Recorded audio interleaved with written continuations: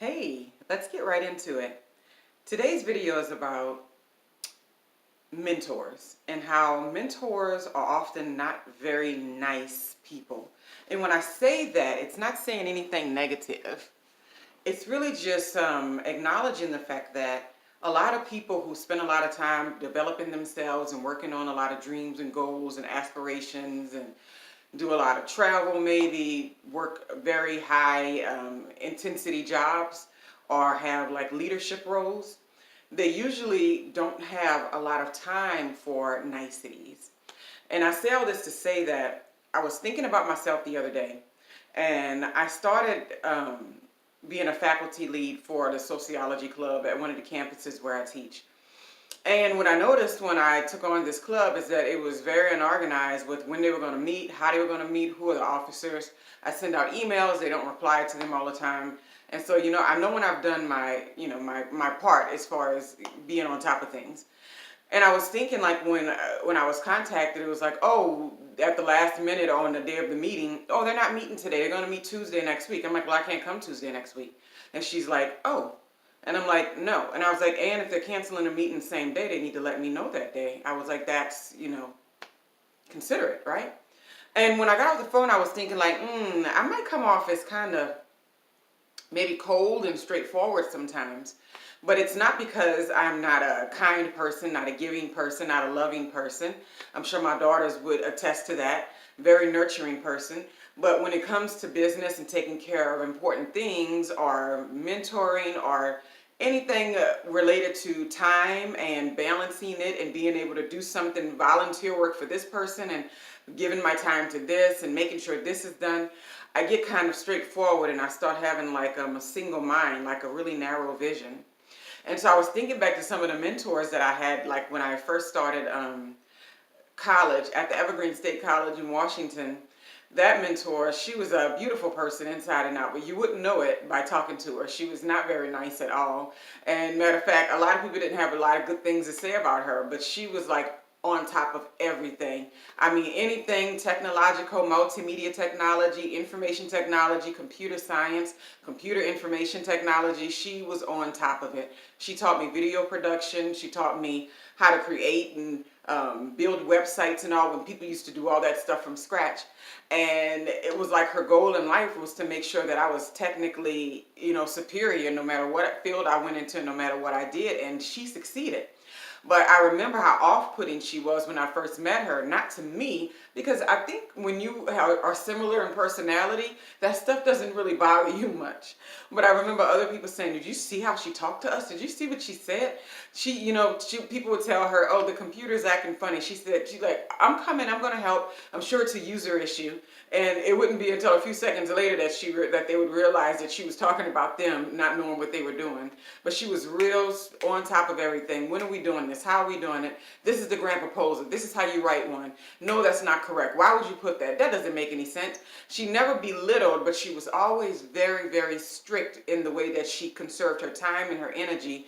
And she didn't spend a lot of time making you feel better about mistakes that you were making. She would just go right into correcting them. And I've always loved that stern hand. It taught me so much. And I think about another mentor that I had.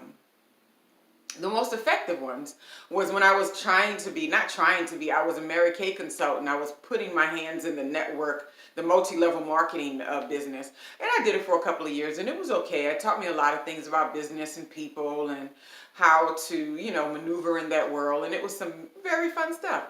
And when I met the lady that mentored me, and both of these people are now passed away, right? So I met them in older age. She actually had cancer. And so she had cancer the whole time that I met her. I never knew her without it. And so it was a back and forth, up and down, battle with it, I would say search for well-being. And when I walked in and met her the first day when I was coming there to find out about the program and all that, she looked at me up and down. And she was an older lady, so it was pretty fun. She looked at me up and down and she was just like, I hope you're not dating anybody right now. She's like, you don't need to date. You don't need to have a man. She was like, you're going to be a millionaire. So you're going to marry a millionaire. So wait until you're a millionaire to date anyone. And I was like, okay. And she was like, yeah, you're going to make a lot of money. And I was like, okay. She was like, maybe not in Mary Kay, but in your life, you're going to make a lot of money. I was like, okay. And she was no nonsense every time I saw her. If you were doing something in business that didn't make any sense, she would sit you down and go look face to face. Now, how is that going to make you a better businesswoman? How is this going to improve your skill? And if you don't show up, how are you going to learn the tools? It was always very pragmatic and very straight to the point. And when I first met her, it was the same thing, a little off-putting. People that I knew that knew her were like, she's rough. But she knew what she wanted and she was very clear about it. And I appreciate women like that. And one of the most recent mentors that I had, who still I'm under her wing to this day, she kind of lives in a way that I aspire to, travels to teach and learn things and go to conferences and conventions and all that the way I like, puts on events for other women all the time, and she's even sponsored me for events. Just because she wanted to. She was like, I don't care if you can afford it. This is what I want to do. But my first year of knowing her was not really smooth. I was working for her as a graduate student in one of the programs, and she was very rough with me and straight to the point and was like, I don't know why you can't do this responsibility. If you are overwhelmed, just let me know and I'll have someone else do it. But I am not understanding why you are not communicating with me, why you can't get these things done. And I was kind of like a deer in headlights because I really didn't know what she was asking me to do. But at the same time, I felt paralyzed with saying, you're not very clear. But I knew that I just didn't want to say that. But over time, it eased up with when she saw what I was capable of and that I didn't really need micromanaging to an extent. And then she kind of 180, 180 and was like, you know what? You got a lot to offer. You are an amazing person. And it's like we developed this whole new relationship. But when I first met her, I knew she had a lot to offer, but it wasn't necessarily smooth sailing. But she was the reason why I was a part of the program that I was graduating from, why I didn't have to jump through a whole bunch of hoops to get into the program, why I got internships and why I got to be an associate instructor and why I got teaching at the school too. So she was very instrumental, and still to this day, while I've traveled to many different places that I didn't even know existed, is because she's been like, I'm supporting you on your PhD journey and it's going to be a wonderful thing. And I'm so grateful for that. And so I'm saying all this to say that I stopped being hard on myself for not being super, super nice. Like, when I see something going off the rail, I just address it and then move on. I don't know how to do the cushion thing.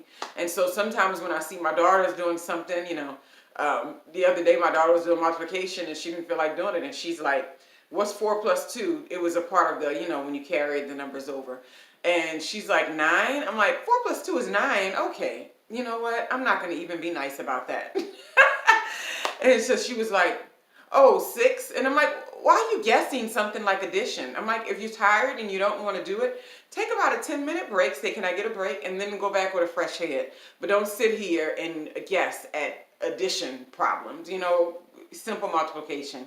And they'll know that about me. And I've done the same thing even when I mentored at one of the colleges for one of the students with vision programs where you help students get through their academic career. I was always straightforward, and it's like at some point I was like, I'm a little hard on myself because I don't do empty pleasantries. But it's just not my thing. I feel like if we're here to handle business and you want to take care of things and you really want to be inspired or motivated or take your life to the next level, because everybody's always at a level where someone else wants to be and you meet people at a level where you want to be and it just continues to grow like that, then we can just get straight to the point. I've always been like that. Even in dating life, right? If it's something I'm like, we're not really working. I'm really quick to say, if someone's like, hey, I'm still interested in you, I'll send a message back really quickly. If it's not something I'm going to see working, I'm not. And it's okay, So anyway, just remember that sometimes these people that you need to look up to or get information from that have a wealth of information and that have a lot to offer, good timing, that have a lot to offer, they're not always the kind of people that's walking around going, hey, how are you? How was your day? What's going on with you? How are you feeling? Those things have a time and place and they're wonderful. And sometimes I am in that mode in other ways. I ask, how was your weekend? How did you? And I really, really want to know. It's not because I'm being fake.